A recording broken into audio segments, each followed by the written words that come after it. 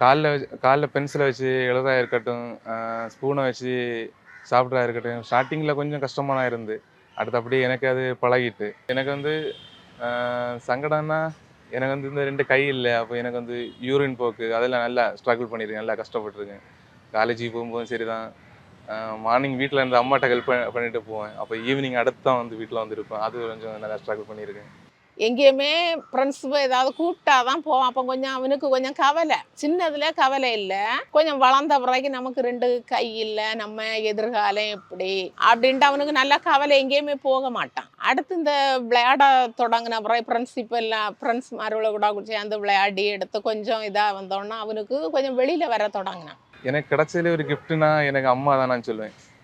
ஏன்னா எனக்கு எங்கே போனாலும் ட்ராவலிங்காக இருக்கட்டும், எங்கே போனாலும் எனக்கு அம்மா கூட்டிகிட்டு தான் போவேன். எனக்கு எனக்கு சப்போர்ட்டுக்கு எனக்கு ட்ரெஸ் மாரி தரா இருக்கட்டும், எனக்கு ஹெல்ப்புக்கு ஃபுல்லாக அம்மா தான் கூட்டிகிட்டு போவேன்.